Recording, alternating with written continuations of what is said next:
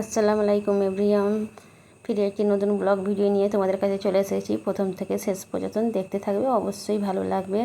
আজকে স্বাধীনতা দিবস উপলক্ষে কি কি আয়োজন করলাম আর কি কি সংসারের কাজ করলাম সকাল বলতে এখন প্রায় 6টা বাজে, মানে অনেকটা সকাল সকাল ওটা হয়ে গিয়েছে আজকে।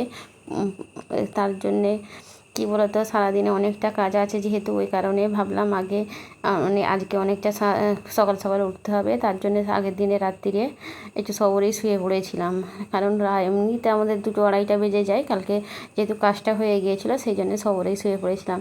আজকে তো অনেক কিছু, যেহেতু বাবুরা যে আজকে একটু ভালো কিছু খাবে, তার জন্য সকালবেলা টিফিনটাও একটু ভালো কিছু রাখা হয়েছিল, বলেছিল। তার আবদার ছিল আজকে সকালবেলা ঘুম থেকে উঠে আজকে লুচি আর বোঁদে খাবে, ওই জন্য নিয়ে আসতে চলে গিয়েছিল রাব্বু ঘুম থেকে উঠেই। মানে ঘুম থেকে উঠে না, একটু বেলা হয়, যেহেতু বাবু একটু বেলায় ওঠে, আর 8টা 8:30 9টার দিকে ওঠে, ওই কারণে সেই টাইমটাই গিয়েছিলাম। আমরা তার আগে একটু চা করে খেয়েছিলাম। আজকে অনেকটা পরিমাণে কাজ আছে, যেহেতু শাশুড়ি মা ওই সব খাবার খাবে, যেসব খাবার আমরা করব, ওই জন্যে তার জন্য একটা রান্নার আয়োজন আছে। এদিকে যাই হোক সেই সব কাজ তো করতে হবেই। এইদিকে বিছানাটা আগে ঘর বাড়ি তো কমপ্লিট করতেই হবে। ঘর বাড়ি অগোছালো থাকলে সারাদিনটা ভালো থাকবে না, মনটা অগোছালো ঘরের দিকেই পড়ে থাকবে। আর কি বিছানায় অনেক কটা চাদর আছে, কারণ এই জন্যেই বিছানায়, যেহেতু এখন রাত্রিরে প্রায় ঠান্ডা ঠান্ডা আবহাওয়া, আর দিনের বেলা একটু গরম, দিনের বেলা কী বলতো বিদঘুটে গরম, ওই কারণে হিসাবে রাতের দিকে সব চাদর, যে যার চাদর নিয়ে আসেও হয়, 3জনের 3টে চাদর হয়ে যায়, ওই কারণে হিসাবে বিছানায় অনেকগুলো চাদর হয়ে যায়। তার মধ্যে আছে কিছু কাপড় কালকে রাত্রিরে তুলে রেখেছিলাম, সেগুলো গোছানো হয়নি, গোছগাছ করা হয়নি। একসাথে হাতেই গোছগাছ করে নেব। সবসময় তো কী বলতো বিকাল টাইমে সন্ধ্যার টাইমে তবু একটু রেস্ট নিয়ে কাজটা করতে পারা যায়, কিন্তু সকালের দিকে প্রচণ্ড পরিমাণে সংসারের কাজ থাকে। যাই হোক, সেই সব কাজ তো করতেই হবে, যেমন জরির কাজ না করলে আমাদের চলবে না, যেটা করলে সংসার চলবে সেইটার দিকে না লক্ষ্য রাখলে তো হবে না। এদিকে সব কাজের মধ্যে তার আগে ঘর বাড়িটা গোছগাছ করে নিলাম। এদিকে চাদরগুলো সবগুলো একদম গুছিয়ে কমপ্লিট করে খাটের তলায়, এগুলো যেহেতু রোজের ডেলি ব্যবহার করা হয়, এগুলো খাটের তলাতেই রেখে দিই। এদিকে আলিশগুলো এরকম করে রেখেছিলাম, কিন্তু কি বলতো নিচে দিয়ে উঠে, যেহেতু বিছানায় ওপরে উঠে সুন্দর করে গোছগাছ করার জন্যে ওইগুলো রেখেছিলাম। তার মধ্যে এই নাইট যেগুলো পরবো সেগুলো আগে বাইরে বের করে রাখলাম, সেগুলো গোসল করে নিয়ে পরতে হবে, সেই জন্য বাইরে রেখে দিয়েছি। এদিকে আলমারিতে কিছু কাপড় গোছগাছ করে রাখা, সেইগুলো দিয়ে রেখে দিলাম। আর মেঝেটা আজকে ঝাঁট দিয়ে নেবো, আজকে আর মোছামুছির কাজ রাখবো না। মোছামুছি যেহেতু কালকে করেছে, আজকে আর করবো না, আজকে শুধু ঝাঁটটা দিয়ে নেবো। তারপর চেয়ার ফেয়ারগুলো গোছগাছ করে নেবো। এইদিকে রিঙ্কির খাবার প্লেটটা ওইখানেই থাকে, ওইখান দিয়ে সরালে হবে না। কী বলো তো, সব যাকে বলা হয় সেই খাবারগুলো দিয়ে দেয়। এদিকে হিসাবে সমস্ত ঘর দৌড়ানো গোছগাছ করে নিয়েছি। এই ঘরটা আবার ওই ঘরটা গোছগাছ করতে যেতে হবে, দেখতেই পাচ্ছ কত সুন্দর করে একদম সব ঠিকঠাক করে রাখা হয়ে গিয়েছে। এই ঘরে খাওয়া দাওয়া করার পরে আমি মেডিসিন খেয়েছি, তোমাদের দাদা ভাই মেডিসিন খাই সকালের দিকে। একটু চা খাওয়ার পর সেগুলো রেখে চলে গিয়েছে, সে বাজারের দিকে গিয়েছে। আর আমি এদিকে সংসারের কাজে, আজকে যেহেতু কাজ নেই, অনেকটা কাজ করতে পারবো সংসারের, আর কাজটাও অনেকটা আছে। এদিকে যেহেতু এই ঘরের বিছানাটা সেরমভাবে কমপ্লিট করবো না, কি বলো তো এক্ষুনি ফিরে নোংরা হবে, যতই নোংরা হোক না কেন ফিরে তো বিছানাটা সারাদিনে 3-4বার এই ঘরের বিছানাটা কমপ্লিট করতে হয়। এই জানালাগুলো খুলে দিলাম, এবারে বিছানার চাদরটা একদম তুলে ছেড়ে নেব, নাহলে কী বলো তো এই ঝাড়ু দিয়ে বা দিয়ে ওইখানটায় দেখলাম একটু ঝুল আছে। এদিকে রিঙ্কিটা চলে এসেছে, রিঙ্কিটা ডিস্টার্ব মানে বিছানার চাদর ফাদর তুললে একটু ডিস্টার্ব করে। এইদিকে বিছানার চাদরটা না তুলে ছেড়ে নেব। এদিকে ওইকে জানালার ধারে দিয়ে দিয়েছি, এবারে ভালো করে বিছানার চাদরটা টান করে বিছিয়ে নেব। প্রত্যেকটা কোণগুলো একদম সমান সমান করে দেবো। আর ওইদিকে জানালা দিয়ে মানুষজন আসবে, ও দেখতে থাকুক, আমি এদিকে কাজগুলো করে নিই। এরমভাবেই করে থাকি, যখনই চাদর তুলবো বা বিছাবো তখনই হিসাবে ও প্রচুর পরিমাণে ডিস্টার্ব করে, চাদর তলায় ঢুকে যাবে, টানাটানি করবে, এরকমই করতে থাকে। এদিকে বিছানাটা খুব সুন্দর করে কমপ্লিট করে এবারে রান্নার দিকে যেতে হবে। রান্নার দিকে যাবো বলতে তার আগে আজকে যেহেতু নারকেল ভাতের পোলাও বানাবো, ঠিক আছে, কত ওইরকমভাবেই খেলে চাদরগুলোকে টেনে টেনে তুলবে, ওরম ইচ্ছা ওর। আর ওইরমভাবে শিকার করার ইচ্ছা, এরমভাবে যেই গায়ে ঝাঁপ মারবে, খুব ভয় লাগে ওইটা। ওইরমভাবে বসা মানেই গায়ে ঝাঁপ মারবে, নাহলে পা জড়িয়ে ধরবে, এরমভাবেই করে থাকে ও। কিন্তু ভালোও লাগে। এদিকে ওকে পেরেশান করার জন্য একটু বালিশ দিয়ে দিয়েছি। এবার কে যাচ্ছে চলে গেল সেদিকে দেখার জন্যে। এদিকে প্রত্যেকটা বালিশকে সুন্দর করে চেপে চেপে তুলোগুলোকে, যেহেতু রাত্রিরে একটু শোয়া হয় তার জন্যে তুলোগুলোতে চিপসে থাকে, যেহেতু বৃষ্টির দিন একটু ঠিকঠাক করে দিলাম। ঠিকঠাক করে দিয়ে এবারে ওইখানে ও বসে থাকুক। মানে বিছানা যদি সুন্দর থাকে রিঙ্কি এসে চলে আসবে, এসেই বিছানায় উঠে যাবে। বাবুর ব্যাগটা ওইখানেই রেখে দিলাম, আজকে যেহেতু পড়ার ব্যাপার নেই, ওইখানে রেখে রাখাই থাক। আর সে এখন একটু বাইরে সাইকেল চালাতে গিয়েছে, সে থাকলে ওর সাথে আরও ঝামেলা করতো। দুজন মিলে এত ঝামেলা করে কি বলবো। এদিকে সুন্দর করে মেঝেটাও ঝাঁট দিয়ে নেবো এক হাতে, ঝাঁট দিয়ে নিয়ে আবার টেবিলটাও গোছগাছ করতে হবে। টেবিলটাও অগোছালো হয়ে আছে। বিশেষ করে টেবিল থাকলে ঘরের মধ্যে দেখবে সারাদিনের কাজ, রাত হলে টেবিলে যাবতীয় যা রেখে দেওয়া হয়। এদিকে ড্রেসিং টেবিলটাও খুব সুন্দর করে পরিষ্কার করে নেবো, একটু মুছে মাছে নেবো। আয়নাটা দিয়ে যেহেতু ধুলো ময়লা পড়ে থাকে, রাস্তার ধারে বাড়ি হলে যা হয় প্রচুর পরিমাণে ধুলো উড়ে চলে আসে। প্রত্যেকটা একদম ফুলদানিগুলো একদম সুন্দর করে গোছগাছ করে নেব। এদিকে ফুলগুলো ফুলে যায়, প্রচুর পরিমাণে ফুলগুলো ফুলে যায়। কী বলতো, আর্টিফিশিয়াল ফুলগুলো তো এমনি লাগানো থাকে, ওই জন্যেই খুলে যায়। এদিকে ছোটো ফুলদানিটাও সেটাও 10বার খুলে পড়ে যাচ্ছিলো, তুলে তুলে লাগানো হচ্ছিলো। এইসব ফুলগুলো আবার ভাবলাম এইগুলো রেখে লাভ নেই, এগুলো ফেলে দিই, প্রচুর ডিস্টার্ব করে। এগুলো যখনই ছাড়া মোচা করি তখনই পড়ে যায়, ওই জন্য ভাবলাম না, এতগুলো রেখে লাভ নেই। কিছু হাতে বানানো ফুল আছে, সেগুলো ফেলে দিলাম। আর ওইগুলো তো আর ফুলদানিতে লাগানো নেই। এটা যেহেতু আর্টিফিশিয়াল নয়, এটা অসুবিধা নেই। এটা এত সুন্দর গাছটা, এখানে বাইরের দিয়ে আলো আসছে বলে হিসাবে গাছটা অত ভালো করে বোঝা যাচ্ছে না, কিন্তু মানি প্ল্যান্টটা খুবই সুন্দর।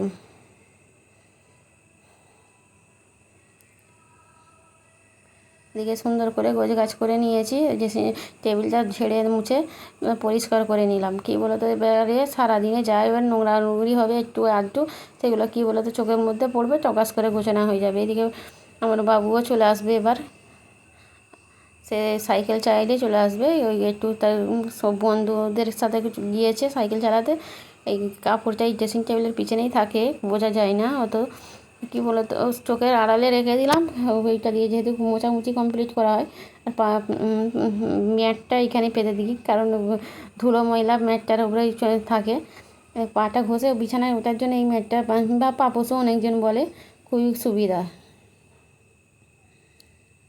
এদিকে কত সুন্দরভাবে গোছগাছ করা হয়ে গিয়েছে, দেখতেই পাচ্ছ।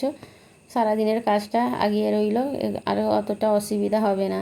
এদিকে একসাথে রান্নার সময় দেখা হচ্ছে। রান্না করতে চলে এসেছি। আজকে তো যেহেতু নারকেল ভাতের পোলাও বানাবো, তার জন্য আগে ভাজাভুজিটা মেন দরকার। এদিকে আলু নিয়েছি, পটল নিয়েছি, ডিম সিদ্ধ করতে বসিয়ে দিয়েছি। ডিমটা দেখানো হয়নি। আর কাবাবটা দেখানো হয়েছে। ডিমটা আর কিটা, হ্যাঁ, মাটন কষাটা দুটোই দেখানো হয়নি, কারণ আর শরীর বইছিল না যে ক্যামেরাটা নিয়ে এসে ক্যামেরাটা করি। মানে যেহেতু আজকে একদিন ভিডিও গ্যাপ চলে গিয়েছে, কালকে দেবো। আজকে মেন ভয়েসটা দেওয়ার আমাদের রাস্তার ধারে বাড়ি, তো ওই জন্যে দিনের বেলা কোনো রকম ভয়েস দেওয়া যায়নি। যে সেই রাত হলে, রাত 2-1টা বাজলে তবে হয়, ওই কারণে অসুবিধা হয়ে যায়। দিনের বেলা কোনো রকম এত পরিমাণে মালগাড়ি যায় কি বলবো। এদিকে মশলা দিয়ে ওদিকে আলু ভাজাটা বসিয়ে দিলাম। মানে আজকে সত্যিকারে যতটা স্পিডে দেখানো হচ্ছে, তার থাকতে মনে হয় আর স্পিডে আমি করেছি, কারণ এত তাড়াতাড়ির মধ্যে রান্নাটা ছিল কি বলবো। যেহেতু শাশুড়ি মার টাইমে খাওয়া, তার দেওয়া ব্যাপার আছে, এদিক ওদিক করে ওদিকে কাঠের চুলাতেও দিয়ে দিয়েছি ভাতটা। এরমভাবেই করেছি, 2 রকম ভাত করেছি। একটা ভাত দেখিয়েছিলাম এই ভিডিওর মাধ্যমে, আর একটা ভাত দেখানো হয়নি। আলু ভাজাগুলো হয়ে গিয়েছে, তুলে নিচ্ছি। ফিরে কিছুটা মানে পটল আছে, সেগুলোকে দিয়ে দেবো। আলুও ছিল, যেগুলো হয়ে গিয়েছে তুলে নিয়েছি। এই চাপা দিয়ে একটু একটু করে ভাজছে, ওইদিকে মাংসটা হতে থাকছে। যেন মনে হচ্ছিল আজকে 3-4টে হাত থাকলে খুব সুবিধা হতো, মানে একটার পর একটা লেগেই আছে। এদিকে মাংস করবো বলে এই কুকারটা বসিয়েছিলাম, তারপরে ভাবলাম মাটনটা তো করতে হবে, আজকে কড়াই রান্না করে নিই, যেহেতু আলু টালু দেবো না, কারণ চিকেন কষা করবো আজকে, একটু লাল লাল কষা করব, ওই করে ভাবলাম না কুকারে দিয়ে খাইনি। এদিকে আদা পেঁয়াজটা লাল হয়ে গিয়েছে, আদা রসুনটা দিয়ে দিয়েছি, এদিকে পরিমাণ মতন লবণটা দিয়ে দিয়েছি, আর তারপরে দিলাম হলুদ গুঁড়ো, তারপর দেবো জিরে মরিচ গুঁড়ো, জিরে মরিচ, এদিকে লঙ্কাটা দিয়ে দিয়েছি, তারপর ধনে জিরে দিয়েছি, তারপরে একটু চিকেন মশলা দিলাম, দিয়ে ভালো করে কষিয়ে নেব।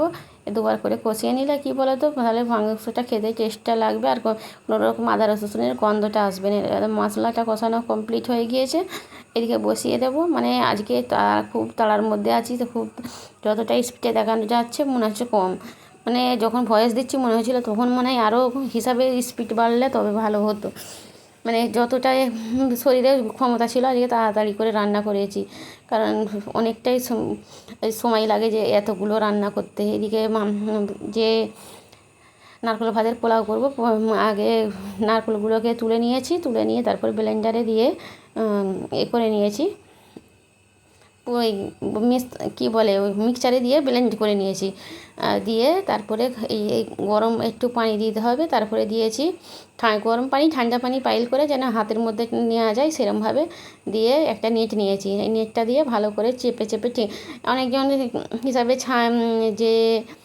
আটা চাটনি হয় আটা চাটনি দিয়ে করে, কিন্তু আটা চাটনির তুলনায় এই নেট দিয়ে হয় সুবিধা দুধটা বের করার জন্য, এই জন্যই সুবিধা, বেশ এইটাকে যত নিয়ে চালাবে তো সবটা বের করে নেওয়া যাবে। আর একবার দিয়ে আর একবার বের করে নেব, একটু গরম পানি দেবো আর একটু ঠান্ডা পানি দিয়ে দুরকমভাবে দিয়ে তবে দুধটা বের হবে, অনেকটা পরিমাণে দুধ বের হয়েছে, মানে এই নারকেলের দুধের পোলাও যে একবার খাবে এত ভালো লাগবে কি বলবো। খুব বেশি টাইম লাগে না, কিন্তু এইগুলোকে জোগাড় করতে একটা টাইম, নারকেল ছেলার তুলনায় সেই যে তুলতে হয় সেইটার টাইমটা বেশি লেগে যায়, অনেকে কুড়েও নেয়, কী বলো তো কড়ার তুলনায় ব্লেন্ডারে দিলে দুধটা অনেকটা পরিমাণে বেশি বের হয়। ফিরে এইদিকে বের করে নিচ্ছি,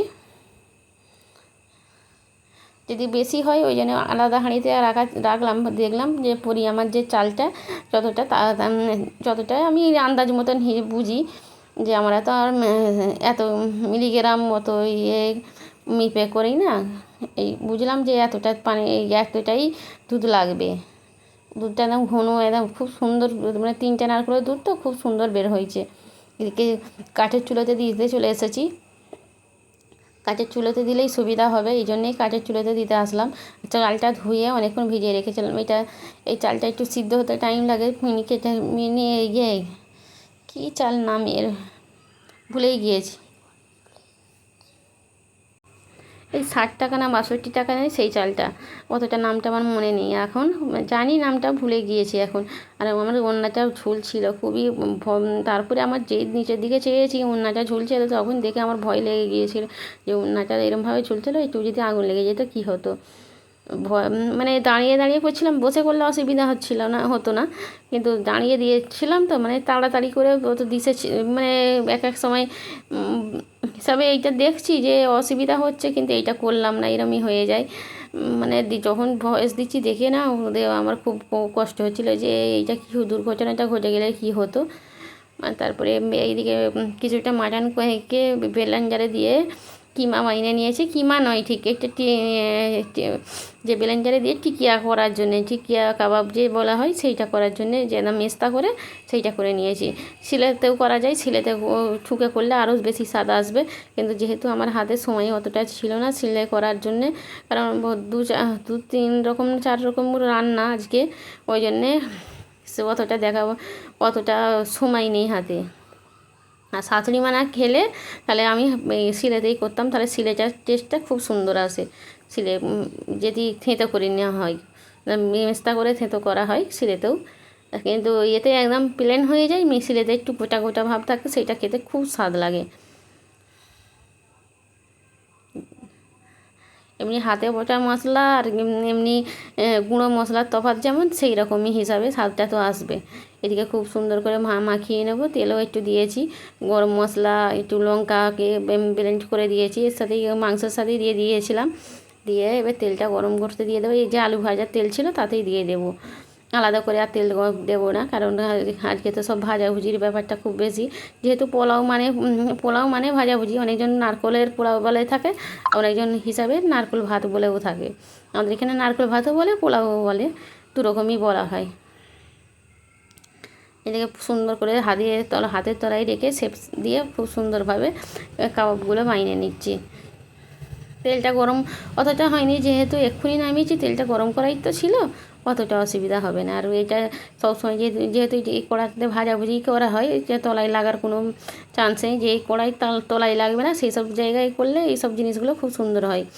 আর একটা আমার লোহার কড়া আছে, সে তাতেও করলে কোনো জিনিস কোনো দিন যতই মাজা ধোয়া করি, কারণ সেই লোহার কড়া মানে কালোই হবে, সে গায়েও কালো ভিতরেও কালো, দুরকমই। এবারে যে অনলাইন দিয়ে কেনা হয়েছিল, ছোটো মতনই সাইজ, ওইখানেই রাখা আছে, খুব বড় নয়। আর বড় দুটো এমনি ননস্টিক কড়াটা বেশি দিন টেকেও নেই, মানে একদম বিচ্ছিরি দিয়েছিল, ভালো নয়। নিয়ে এসেছিলো, দোকান দিয়ে নিয়ে এসেছিলো, কিছুদিন পরেই তলা ধরতে আরম্ভ করে দিয়েছি। এদিকে এক পিঠ হয়ে গিয়েছে, এবার উল্টে দেবো। প্রত্যেকটা কাবাব একদম সুন্দর করে উল্টে দেবো, টিকিয়া কাবাবগুলো। ওইদিকে ভাতটা হচ্ছে, আমার শাশুড়ি মারা ফিরে ওইদিকে ভাত হচ্ছে, ডিম সিদ্ধ হচ্ছে, ডিম সিদ্ধ ওইটাই বসিয়ে দিয়েছি। মানে একটা বেজে গিয়েছে, এত তাড়াতাড়ির মধ্যে মানে কতটা সবরে রান্না করতে বসেছি, তবু মানে এতগুলো ভাজাভুজি একটা করতে তো সময় লাগবে, তার জন্য অনেকটা লেট হয়ে গিয়েছে। তার সাথে ও আদা রসুন করা, এটা সেটা করা। এদিকে ভাতটা দেখতে চলে এসেছি, যে ভাত বা পোলাও যাই না বলো না কেন, এটা যে দেখতে পাচ্ছ এই হাঁড়িটা, এটা আমরা পানি গরম করি, যেহেতু হ্যাঁ বলবে গরমকালে পানি গরম ব্যাপার, এইটা বলে গরমকালে পানি আমাদের 12 মাসই পানি গরম হয়, কারণ যেহেতু আমাদের ডাক্তার বারণ করেছে, ওই জন্য ডক্টর যে বারণ করা হয়েছে, ওই জন্য ঠান্ডা পানিতে কোনো রকম গোসল করা হয়নি না, এই জন্যে নার্ভের যেহেতু সমস্যা আছে, ওই জন্য ঠান্ডা পানিতে কোনো রকম গোসল করা যাবে না। এদিকে হালকা করে চিনি দিয়ে দিলাম, তারপরে দিয়ে দেবো একটু পরিমাণ মতন লবণ, দুরকম দিয়ে ভালো করে একদম একটু চাপা দিয়ে রেখে দিতে হবে, এক্ষুনি ঘাঁচলে হবে না, এটা একদম সুন্দরভাবে চিনিটা গলে যাবে। তারপরে যে চুলোয় বসে রাখতে হবে তা নয়, চুলো দিয়ে নামিয়ে নিতে হবে। দেখতে পাচ্ছ তলাটা পুরো ঝরঝরে হয়ে গিয়েছে, যেটা ভাতটা যত ঠান্ডা হবে তত নারকলের যে কোনো জিনিস খেতে একটু ঠান্ডা ঠান্ডা হলে তবে বেশি ভালো লাগে। এদিকে ভাত আমরা চলে এসেছি, একটা খাঞ্চাতেই নিয়েছি, আজকে বললাম খাঞ্চাতেই খাওয়া হবে সবাই মিলে একসাথে। এদিকে দেখতেই পাচ্ছ, এদিকে আমার বাবুর তো ওরা যেহেতু গোসল করতে একটু লেট করেছে, এদিকে মাটন কষা চিকেন কষা দুরকমই নিয়ে নিয়েছি, ভাজাভুজিও যে যার মতন নেওয়া হয়েছে, একসাথেই রাখা হয়েছে, কিছুটা বাইরেও রাখা হয়েছে, কারণ রাত্রিরেও তো খাওয়া হবে, ওই কারণে নিচেতেও রেখে দেওয়া হয়েছে। ওইদিকে প্লেটে হয়তো দেখতে পাচ্ছ। ভিডিওটা যদি ভালো লাগে লাইক কমেন্ট শেয়ার করবে, আর আমার চ্যানেলের নতুন বন্ধু হয়ে থেকো, তাহলে আমি খুশি হব। আর তোমাদের জন্য দোয়া ভালোবাসা সবটাই রেখে গেলাম। আল্লাহ হাফেজ।